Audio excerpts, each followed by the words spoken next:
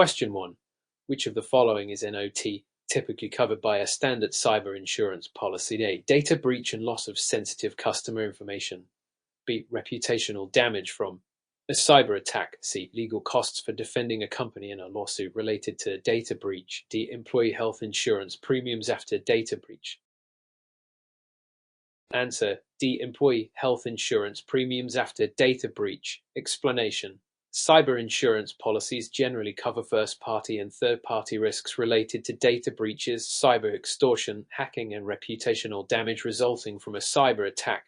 They also often include coverage for legal defense costs in the event of lawsuits related to a breach. However, they do not typically cover employee health insurance premiums. These costs are generally handled under standard health insurance or employee benefits plans, which are separate from cyber insurance policies. Therefore, option D is correct as the one not covered by cyber insurance. Question 2, scenario-based. Mr. Thompson owns a small software development firm and recently experienced a ransomware attack that encrypted his company's critical data. He paid the ransom to the attackers, but still has not recovered full access to his files. His firm also suffered business interruption due to the downtime. Which of the following actions should Mr. Thompson take immediately to maximize his chances of receiving compensation from his cyber insurance policy? A. Continue operating the business while trying to negotiate with the hackers for the return of the files. B. Notify his cyber insurance provider about the incident and follow the claims process providing details of the attack. C. Wait until the ransom is fully paid and then contact the police for advice on how to proceed. D. Attempt to recover the files on his own without involving any external experts in hopes of reducing recovery costs. Answer: B. Notify his cyber insurance provider about the incident and follow the claims process providing details of the attack. Explanation: when a cyber incident like ransomware occurs, the insured party should immediately notify their cyber insurance provider and begin the claims process. Cyber insurance policies typically cover expenses related to ransom payments, incident response, and business interruption. The insured must comply with the insurer's claims reporting requirements, which may include involving experts for forensic investigations, data recovery, and legal advice. Delaying notification or attempting to resolve the issue without formal claims handling can hinder the recovery process or result in a denied claim. The correct course of action, therefore, is option B. Question 3. Which of the following cybersecurity standards is most commonly adopted by organizations to help mitigate risks and ensure the security of critical infrastructure and is often referenced in cyber insurance policies? A. SOC 2 compliance. B. ISO 27001. C. General Data Protection Regulation EDR. D. Sarbanes-Oxley Act SOX. Answer: B. ISO 27001. Explanation: ISO 27001 is a widely recognized standard for information security management systems (ISMS). It provides a framework for organizations to manage their information security risks systematically.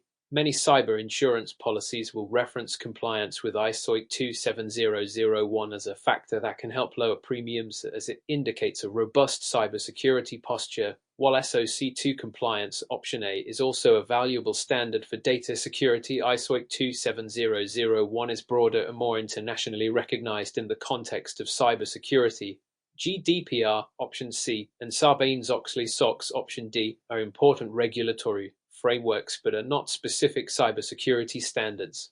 Therefore, option B is the most relevant to the context of cyber insurance policies. Question 4. Which of the following factors is least likely to influence the pricing of a cyber insurance policy? A. The size of the company and number of employees.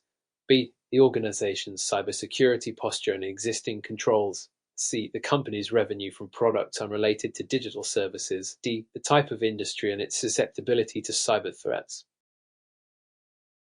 Answer: C. The company's revenue from products unrelated to digital services. Explanation: cyber insurance premiums are primarily determined by factors that directly impact the organization's exposure to cyber risks. These include the size of the company, its cybersecurity posture, and industry-specific risks. However, revenue from products unrelated to digital services does not typically influence cyber insurance pricing, as it is not an indicator of the company's digital vulnerability. Premiums are based on risks such as data breaches, hacking, and operational disruptions, rather than revenue from non-digital sources. Question 5. Scenario-based. MS Walker runs a healthcare company that stores sensitive patient data.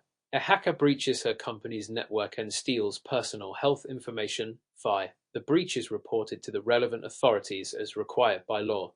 Which of the following actions must Ms. Walker take to remain compliant with both the law and her cyber insurance policy? A. She should notify the insurance company about the breach and provide evidence of compliance with notification laws. B. She can wait for the insurance company to discover the breach on their own before taking any further actions. C. Ms. Walker should focus only on recovering the stolen data and not worry about reporting the breach. D. She should avoid any external communication about the breach to minimize reputational damage. Answer A. She should notify the insurance company about the breach and provide evidence of compliance with notification laws. Explanation. Under HIPAA, Health Insurance Portability and Accountability Act, and state-specific breach notification laws, Ms. Walker must report the breach to the relevant authorities and inform the affected individuals promptly. It is also crucial to notify the cyber insurance provider as soon as possible to initiate the claims process. Cyber insurance policies often require evidence of compliance with breach notification laws in order to process claims. Delaying notification or failing to follow legal requirements could result in penalties, and the denied claim-making option are the best choice. Question 6. Which of the following best describes the difference between first-party and third-party cyber insurance coverage? A. First-party coverage compensates the insured for damages they cause to others, while third-party coverage covers their own losses. B. First-party coverage protects the insured's assets and data, while third-party coverage provides protection for claims made by others against the insured. C. First-party coverage only covers legal defense costs, while third-party coverage covers ransomware and data loss. D. First-party coverage provides coverage for cyber extortion, while third-party coverage provides coverage for business interruption. Answer B. First-party coverage protects the insured's assets and data, while third-party coverage provides protection for claims made by others against the insured. Explanation. First-party coverage in a cyber insurance policy typically covers the insured's own losses, such as data breaches, ransomware payments, and business interruption resulting from a cyber attack. In contrast, third-party coverage applies when a third party, e.g., customers, partners, vendors, sues the insured for damages resulting from a cyber event, such as a data breach affecting customer data. It often covers legal defense costs, settlements, and claims made by third parties for losses incurred. Thus, option B accurately reflects the distinction between first-party and third-party coverage. Question 7. Which of the following cybersecurity frameworks is best known for its approach to improving an organization's overall cybersecurity posture by focusing on continuous improvement through 5 key functions: identify, protect, detect, respond, and recover? A. ISO 27001. B. NIST Cybersecurity Framework, CSF. C. SOC2. D. CIS Controls. Answer B. NIST Cybersecurity Framework, CSF. Explanation. The NIST Cybersecurity Framework, CSF, is widely recognized for its structured approach to cybersecurity, which includes the 5 key functions of identify, protect, detect, respond, and recover. This framework is designed to help organizations understand and improve their cybersecurity posture over time. While ISO 27001, Option A, is an information security management standard, the NIST CSF is specifically tailored to address cybersecurity risk management. SOC2, Option C, and CIS Controls, Option D, are also valuable frameworks but focus on different aspects, such as system security and best practices for securing IT systems, respectively. Question 8. Which of the following is least likely to be an exclusion in a typical cyber insurance policy? A. Losses due to deliberate acts of fraud or dishonesty. B. Coverage for damages caused by a failure to comply with data privacy laws. C. Loss of income resulting from an interruption caused by a cyber attack. D. Claims arising from employee negligence leading to a breach. Answer C. Loss of income resulting from an interruption caused by a cyber attack. Explanation. Cyber insurance policies typically cover business interruption losses resulting from cyber events such as cyber attacks, including loss of income during the downtime caused by an attack. However, most policies exclude damages from deliberate fraud or dishonest acts. Option A. Failure to comply with data privacy laws. Option B. And breaches caused by employee negligence. Option D. Depending on the circumstances and whether negligence was deemed intentional. Thus, loss of income due to business interruption is generally not excluded under typical cyber insurance policies. Question 9. which of the following cybersecurity controls is primarily focused on protecting an organization's networks and systems from unauthorized access and ensuring that only authorized users can interact with sensitive systems and data? A. Network segmentation. B. Identity and access management. C. Data encryption. D. Security incident and event management. SIEM. Answer: B. Identity and access management. Explanation: Identity and access management controls are designed to manage user identities and control their access to sensitive data and systems. This includes authentication, authorization, and monitoring of user activity to ensure that only authorized individuals have access to specific resources. While network segmentation, option A, is used to limit access between different parts of a network, data encryption, option C, protects data confidentiality, and SIEM, option D, helps with real-time monitoring and analysis of security events. IAM directly focuses on ensuring authorized access to critical systems and data. Question 10. Which of the following is a key reason why cyber insurance policies typically offer premium discounts to organizations with strong cybersecurity practices in place? A. It reduces the amount of coverage required under the policy. B. It lowers the potential for large claims, making the insurer's risk profile more favorable. C. It ensures that the insured will never face a cyber incident. D. It shifts the responsibility for handling cybersecurity incidents to the insurance provider. Answer: B. It lowers the potential for large claims, making the insurer's risk profile more favorable. Explanation: Cyber insurance premiums are heavily influenced by the risk profile of the insured organization. Strong cybersecurity practices, such as regularly updated firewalls, encryption, and employee training, reduce the likelihood and potential impact of a cyber event. This decreases the risk of large claims for the insurer. As a result, insurers often offer premium discounts to organizations that demonstrate effective risk mitigation measures. The other options are incorrect because they either misunderstand the nature of coverage or incorrectly assign responsibility for handling incidents to the insurer. Question 11. Which of the following is a key limitation often found in cyber insurance policies regarding coverage for ransomware attacks? A. Ransom payments are covered only if the insured follows specific incident response protocols. B. Ransom payments are excluded in all cases due to legal and regulatory concerns. C. Coverage for ransom payments is always limited to the insured's revenue lost during the downtime. D. Ransom payments are covered without any restrictions in all cases. Answer A. Ransom payments are covered only if the insured follows specific incident response protocols. Explanation: Many cyber insurance policies include specific requirements regarding ransomware attacks, especially for covering ransom payments. One common condition is that the insured must follow incident response protocols, such as involving law enforcement or cybersecurity professionals before making any ransom payment. This helps ensure that the situation is handled legally and minimizes the chances of future attacks. Ransom payments are not automatically covered without compliance with these procedures. Option B is incorrect, as some policies do provide coverage for ransom payments under certain conditions, and option C and D are incorrect because they mischaracterize how ransom payments are typically handled under cyber insurance policies. Question 12. Scenario-based. Mr. Clark works as the IT director for a small financial services company. His company has a cyber insurance policy that covers data breaches and business interruptions. After a cyber attack, Mr. Clark learns that sensitive customer data has been compromised and the company is experiencing a business interruption.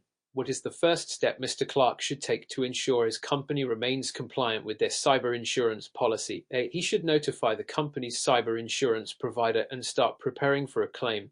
B. He should recover the data and restore the system before reporting the breach. C. He should focus on communicating the breach to the media to protect the company's reputation. D. He should immediately pay the ransom demand and proceed without further action.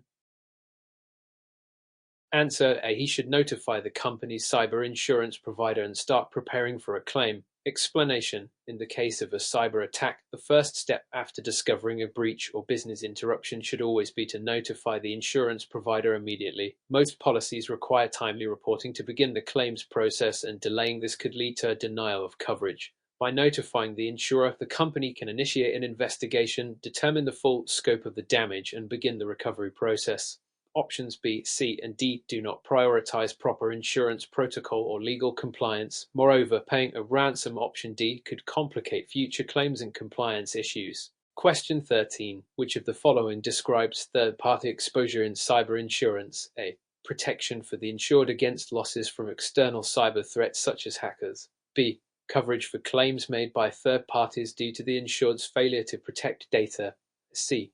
Coverage for data loss caused by the insured's employees. D. Protection for the insured from losses due to the failure of internal IT systems. Answer: B.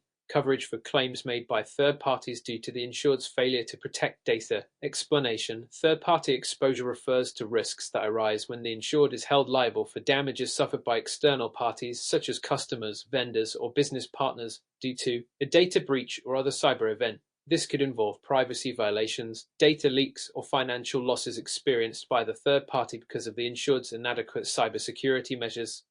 Coverage for these kinds of risks is part of the third-party liability component of cyber insurance. Option A refers to first-party coverage, which protects the insured. Options C and D focus on internal risks, not external liabilities. Question 14. Which of the following actions should an organization take if it experiences a cybersecurity breach involving the exposure of personal health information, FI, in order to comply with HIPAA? Notify the affected individuals within 60 days and report the breach to the Department of Health and Human Service, HS. B. Immediately notify the affected individuals, but there is no need to inform HS unless required by the insurance policy. C. Notify HS only if the breach affects more than 500 individuals and no individual notification is necessary. D. Only notify HS if the breach involves the theft of physical records.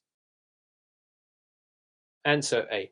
Notify the affected individuals within 60 days and report the breach to the Department of Health and Human Service, HS. Explanation: under HIPAA regulations, if a healthcare provider or organization experiences a data breach involving personal health information, FI, it is legally required to notify affected individuals within 60 days of discovering the breach. Additionally, the breach must be reported to the Department of Health and Human Service, HS. If the breach involves more than 500 individuals, the organization must also notify the media.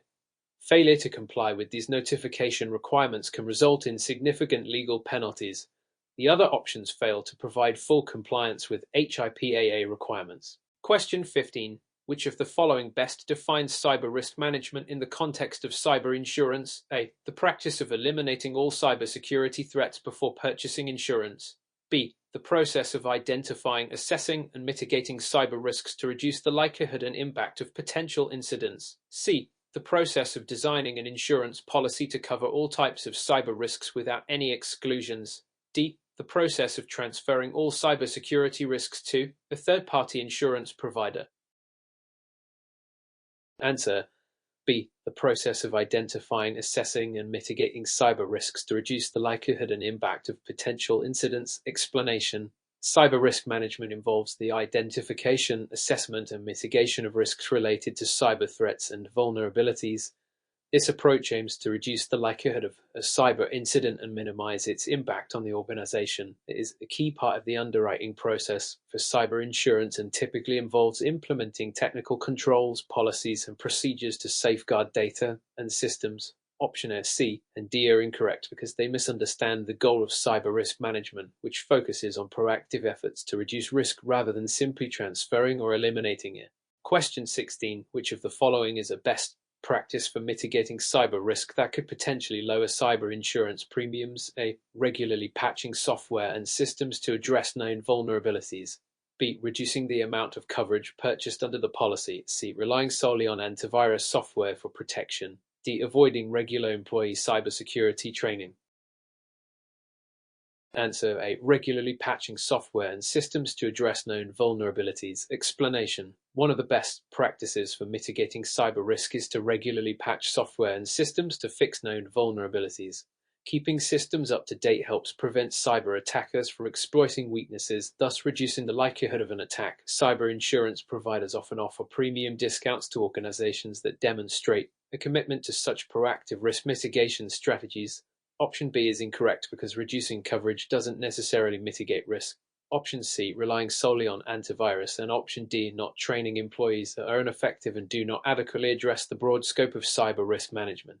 Question 17. What is the primary purpose of cybersecurity audits in the underwriting process for cyber insurance? A. To confirm that the organization's cybersecurity practices meet all regulatory standards.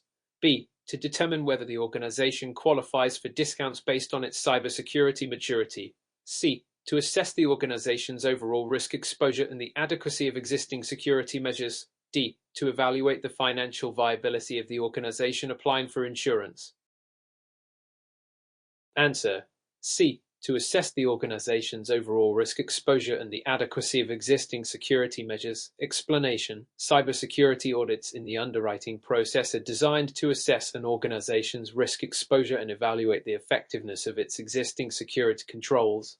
This includes reviewing the organization's cybersecurity posture, policies, incident response plans, and any external risks that may impact their security. The results of the audit inform the insurance provider's decision about the risk level and help determine premium pricing. Option A refers more to compliance audits. Option B is too narrow, and option D is unrelated to cybersecurity assessments. Question 18.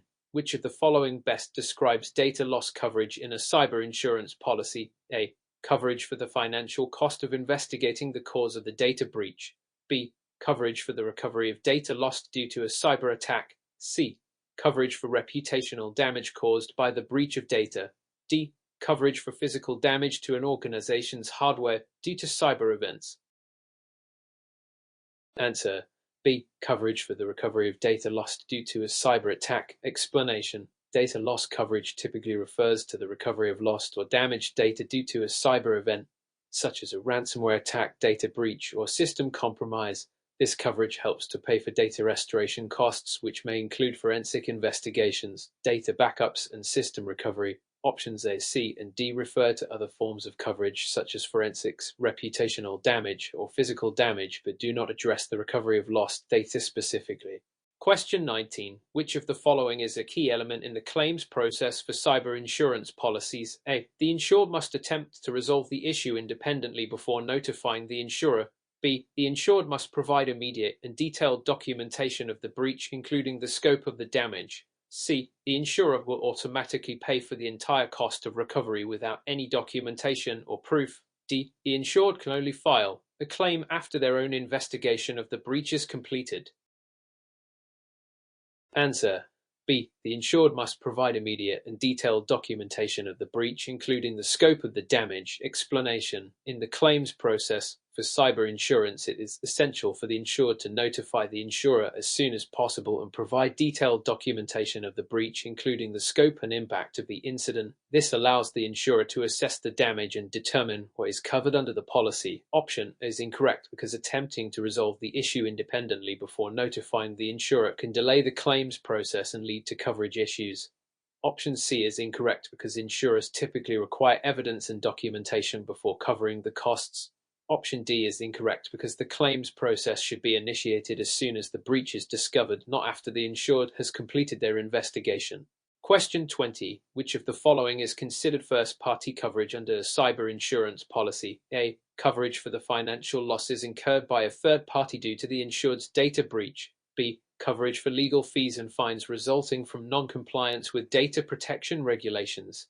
C. Coverage for the cost of restoring the insured's own data and systems after a cyber attack. D. Coverage for the reputational damage suffered by the insured after a public data breach. Answer: C. Coverage for the cost of restoring the insured's own data and systems after cyber attack. Explanation: First-party coverage refers to the protection provided to the insured for the costs they incur as a result of a cyber event. This typically includes expenses related to data restoration, system repair, business interruption, and other direct financial losses that the insured experiences. First-party coverage is aimed at helping the insured recover after an attack. Options A, B, and D describe types of third-party coverage or are related to reputational or legal aspects, which are generally covered under other policy components. Question 21. Which of the following actions is NOT typically covered under a cyber insurance policy related to a data breach? A. Notification costs to affected individuals. B. Legal fees for defending against a class action lawsuit. C. Loss of revenue due to business interruption. D. Losses incurred from a third-party vendor's failure to protect the insured's data.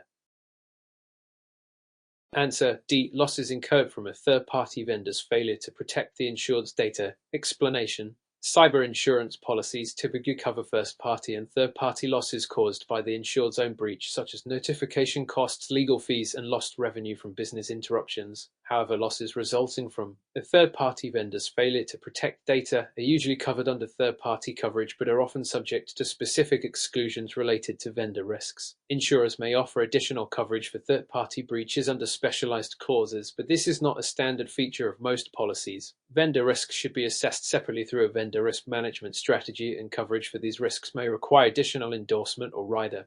Question 22. Mr. Thompson's company experienced a ransomware attack and the attackers have demanded payment in cryptocurrency. Mr. Thompson is unsure about whether paying the ransom will be covered under his cyber insurance policy. What should he do? A. Pay the ransom and then notify the insurer for reimbursement. B. Notify the insurer immediately and follow the insurer's guidance regarding ransom payment. C. Do not notify the insurer until the ransom is paid and the attack is resolved. D. Attempt to resolve the issue on his own without notifying the insurer. Answer. B. Notify the insurer immediately and follow the insurer's guidance regarding ransom payment. Explanation. When dealing with ransomware attacks, it is crucial for the insured to notify the insurer immediately. Many policies may have specific clauses regarding whether ransom payments are covered.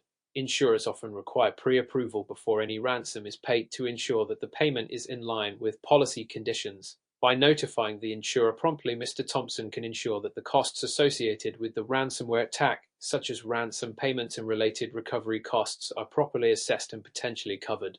Options A, C, and D are incorrect because acting without notifying the insurer or attempting to resolve the matter independently can result in denied claims or policy violations. Question 23. Which of the following is not a factor typically considered when evaluating the cybersecurity posture of an entity during the underwriting process? A. The company's industry-specific risk profile. B. The company's financial stability and past claims history. C. The presence of a written incident response plan. D. The company's level of employee training on cybersecurity risks. Answer. B. The company's financial stability and past claims history. Explanation. When underwriting cyber insurance, insurers primarily evaluate the entity's cybersecurity posture by assessing factors such as industry-specific risks, the incident response plan, and the level of employee cybersecurity training. These elements help insurers determine how well the company is prepared for a cyber incident and its likelihood of experiencing a breach. Financial stability and past claims history may be relevant in traditional insurance but are less significant when underwriting cyber insurance. Instead, the focus is on assessing cybersecurity practices, protocols, and risk mitigation efforts. Question 24. Which of the following cybersecurity frameworks is most widely recognized and commonly used in the cyber insurance industry for managing cybersecurity risks? A. ISO 27001. B. SOC2.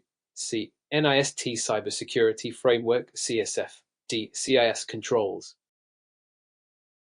Answer. C. NIST Cybersecurity Framework (CSF). Explanation. The NIST Cybersecurity Framework (CSF) is one of the most widely recognized and used frameworks in the cyber insurance industry. It provides a structured approach to managing and reducing cybersecurity risks by aligning industry standards and best practices. While ISO 27001, SOC2, and CIS controls are also important standards and frameworks, the NIST CSF is particularly important for underwriting cyber insurance as it aligns with US federal guidelines and is commonly referenced by insurers when assessing cybersecurity posture.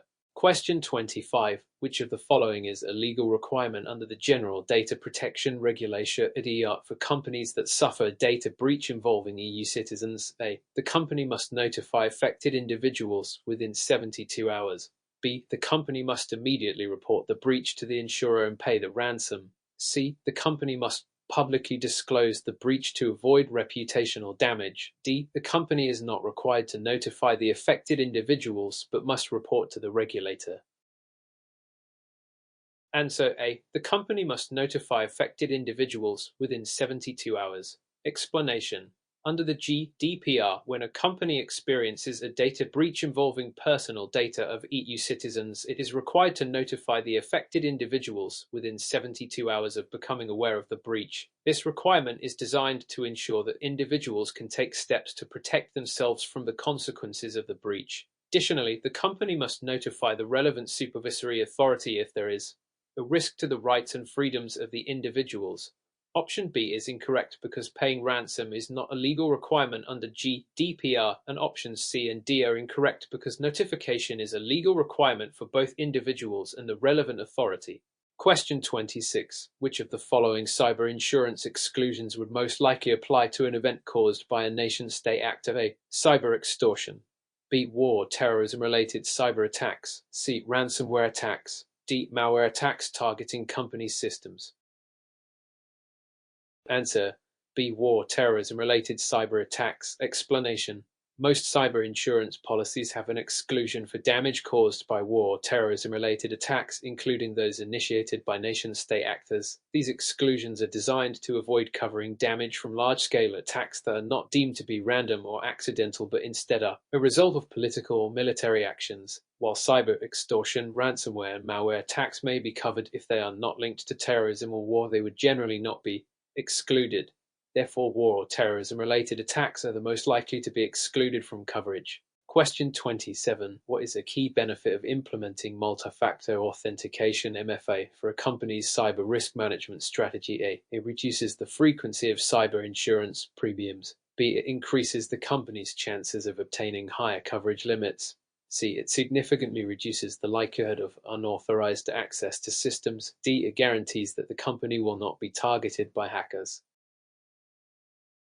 Answer: C. It significantly reduces the likelihood of unauthorized access to systems. Explanation: multi-factor authentication (MFA) is a cybersecurity measure that requires users to authenticate themselves using more than one method, e.g., password and a second factor like a mobile phone.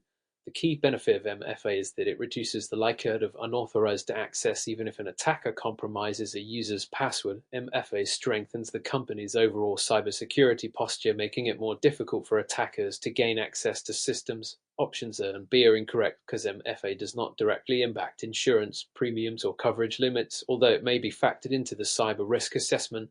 Option D is incorrect because MFA is a deterrent, not a guarantee against attacks. Question 20. When evaluating the cybersecurity posture of an insured company, which of the following risk factors would most likely result in a higher premium? A. The company has a documented incident response plan and performs regular security audits. B. The company has outsourced all its IT infrastructure to a third-party vendor. C.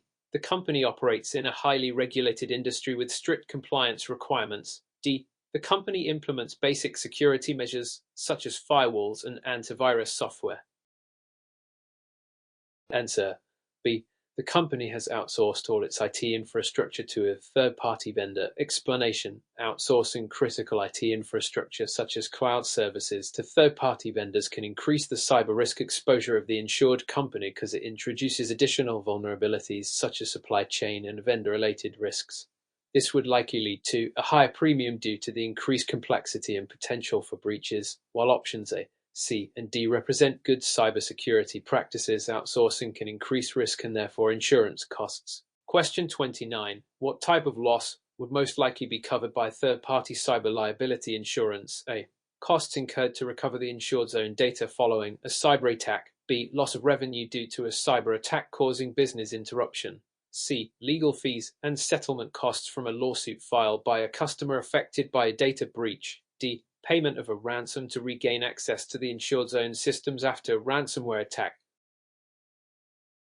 Answer: C. Legal fees and settlement costs from a lawsuit filed by a customer affected by a data breach. Explanation: third-party cyber liability insurance typically covers claims made by third parties such as customers, partners, or vendors against the insured. This may include legal fees, settlements, or damages resulting from data breaches that affect customers, particularly in cases where personal or sensitive data is exposed.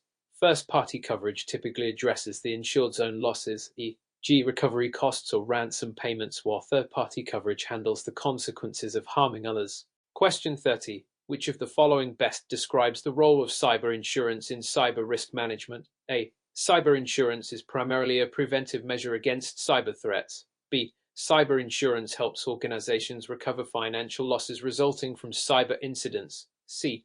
Cyber insurance replaces the need for comprehensive cybersecurity practices within an organization.